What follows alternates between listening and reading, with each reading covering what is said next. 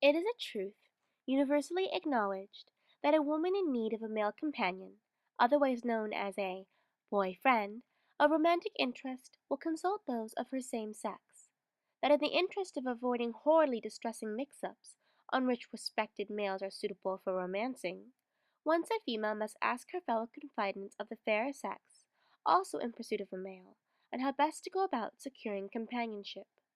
Thus is the story of Cassandra and Sidney, two females in pursuit of boy friends who must confide in one another on the nature of their males of particular interest.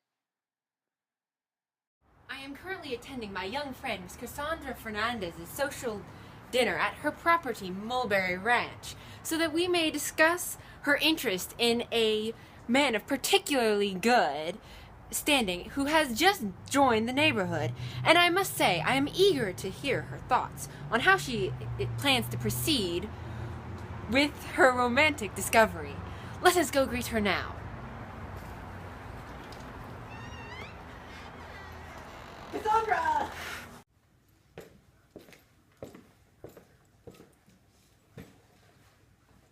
My dear Mrs. Wilcox, have you heard the news? The new foreign exchange student from Australia is here at last. Marie confided in me just moments ago during our midday fast, for she has had a spacious look to be partnered with him in advanced placement alchemy. She has sworn he must be 17 stones and well over 6 feet in height. Truly, Cassandra, you jest. For how could he be so comely and intelligent at once? Oh, but he is, my dear friend. Truly he is. Clever as a devil, and dare I say, twice as handsome. I had heard Miss Lauren Walling, just moments before departing from class, recount he had finished his BC calculus exam before any of his other pupils, nigh 15 minutes in. I dare say he must be a very exceptional man indeed, and to have garnered your interest. Well, I must not lie. I am impressed. And pray tell, what is the name of such a prestigious individual? Why, Mr. Hemsworth, of course. And never was there such a man of distinction, merit, and respectability and thoughtfulness. I am quite taken, I am not unashamed to say. Though, I beg you, my darling friend, speak none of this to our peers, for they will surely mock me for my quick descent into infatuation. Not a word shall be spoken. So tell me, Cassandra dear, is this creature of yours, in fact, single? Single, my dear, single indeed. Such that I am so lucky that, as of the moment, no other of the fairer sex has managed to catch his eye. Have you had the chance to commune with him yet? You should move with haste if your intent is to secure his place by your side for the upcoming celebration. You know how quickly male suitors of a respectable caliber are taken all too soon during the prom month. Indeed, but that is why I have come to you, my dearest friend. Me? But whatever for? Darling, whatever for, why you must know. Your expertise on the ways of respectable men is the only counsel I take to heart, and I am in dire need of your words of wisdom, for I fear without it I am condemned to be dateless at next prom. Good day, and welcome to the In-N-Out Pub and Inn. How can I serve you today, mesdames? Perhaps a course on the art of love, for it seems we poor females are doomed to be forever perplexed by the thoughts and actions of the male sex. I'm not entirely certain, but I suspect we might have run out of those. All the same, course or no, I feel I shall still be confounded. On that note, I will take a double cheeseburger and perhaps some animal fries. I think the same will do for me. For if not love, then indeed food is my second greatest pleasure. Oh, I would be so bold to say it is my first love, but sadly food cannot accompany me to prom, and therefore I am left in quite a dilemma. Well, I have made my decision. I shall speak with him tomorrow during midday fast, and ask if he may accompany me to my next class, though I do feel as if I'm being too forward with my self-introduction. Alas, what is a young woman to do? These are trying times, and there are simply not enough eligible young men to attach oneself to. Don't be so rash, my dear. I am confident your match is out there and never will there be a luckier man. Oh, but you do always make me feel so well about myself. Perhaps not all hope is lost. She knows not that I have already spoken to a Mr. Hemsworth in her favor, and he shall indeed accompany my dear friend Miss Cassandra to her next class, tomorrow afternoon, and though I dare not speak too early, seem to express a particular interest in my comely friend. Oh, how I do hope everything goes marvelously. Well, though we may be tempted by rakish men, let it be known that young women of distinction, such as us, will continue to search for a worthy man as patiently as we must, for as long as we must. These are the times that try a young woman's soul. The search for a proper young man who is not lacking in any respect. I feel as if I have been searching for far too long, and yet no one seems to catch my eye. My dear friend Mrs. Wilcox has been invited this evening for 2 particular reasons. The first being that I truly am lost on how best to approach Mr. Hemsworth, and her keen advice has given me great clarity. For that I am thankful. Secondly, I have invited her here today to lend my own assistance in helping her to clear her mind of her past prejudice of a certain gentleman in question.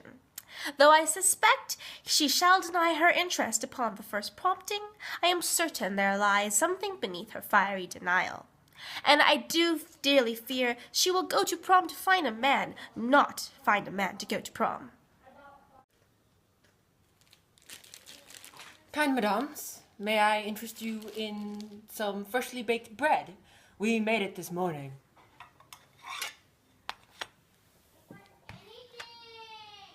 Oh, but Mrs. Wilcox, you really did ask me to inquire of him.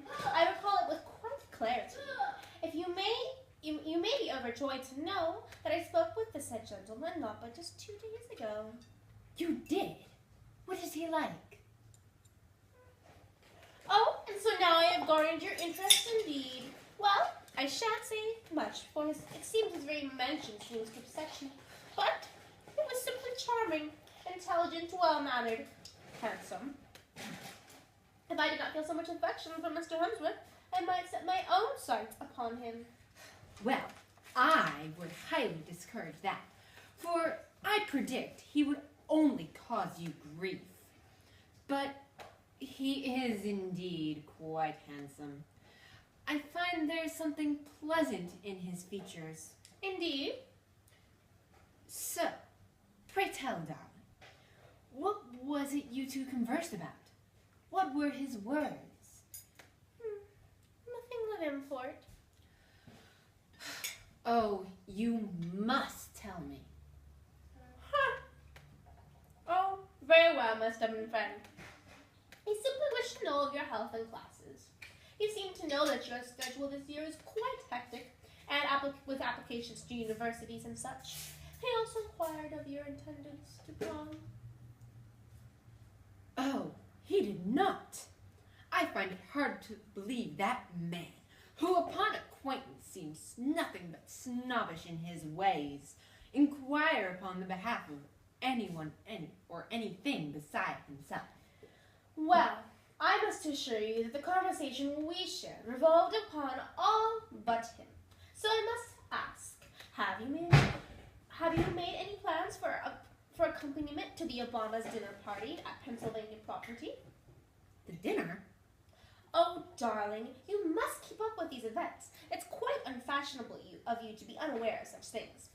In a fortnight, Lord and Lady Obama are hosting a dinner to celebrate the arrival of their daughter, Malia. As you know, the younger Miss Malia Obama was off at university. Oh, yes, I recall now. I was made aware of her return by my mother. So have you given any thought on who will be attending the dinner with? You know I cannot abide dinners, and worse yet, it may indeed be followed by dancing, and you know how I detest dancing. Well, that is a pity, for Mr. Efron informed me that he would be in attendance of the evening. Mr. Efron? Efron is acquainted with Lord and Lady Obama. Indeed he is.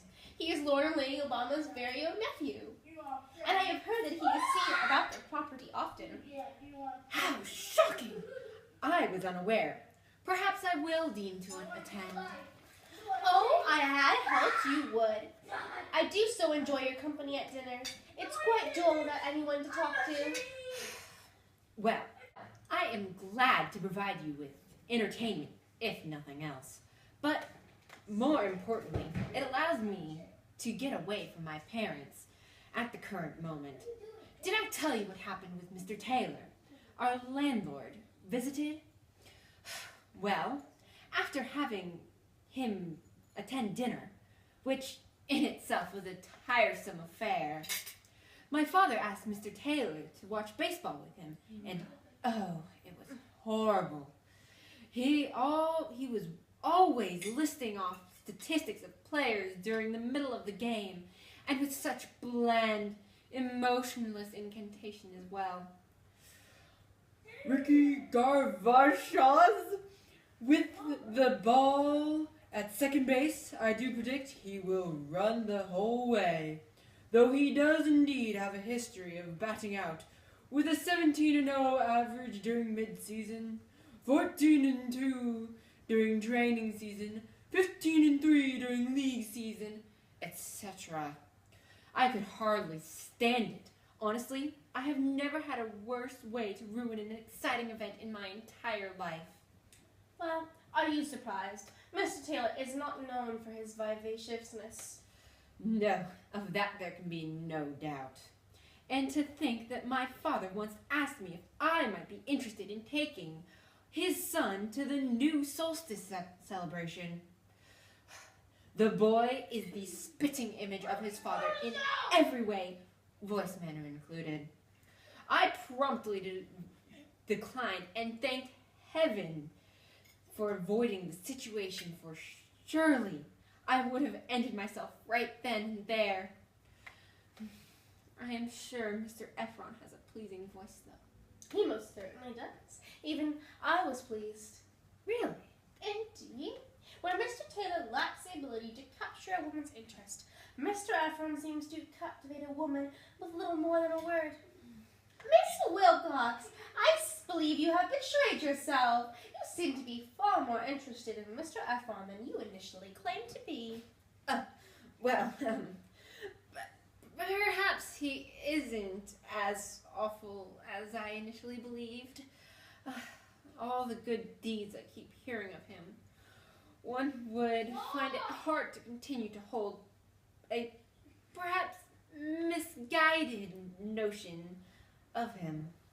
Of course not, dearest. One finds oneself retracting notions on men a common occurrence in life. And who is to know? Perhaps you might have even found yourself a suitor for prom. Oh, please stop. Let us not take it that far. I admit I find him to be far more pleasing than any other man of my acquaintance. But I am still apprehensive of his initial behavior towards me during our first meeting. I am glad you finally admitted to not finding him as horrid as you first believed. Well, now we can discuss another matter. What other matters? Sidney, darling, of course, matters of equal importance. Our wardrobe for the dinner. What are you wearing to the dinner? Clothing, I assume. Oh, my dearest friend, you are indeed hopeless. Now that Miss Wilcox has left, and I prepare to retire for the evening, I look upon the day's mission as a success. It seems I have succeeded in my attempt to force a confession of interest in Mr. Efron from my darling friend Sidney, though I dare say she is still too stubborn to realize the truth for herself. It is just as well, for it seems I must play matchmaker between these two potential loves. And oh, how I do enjoy bringing those of the destined fate together.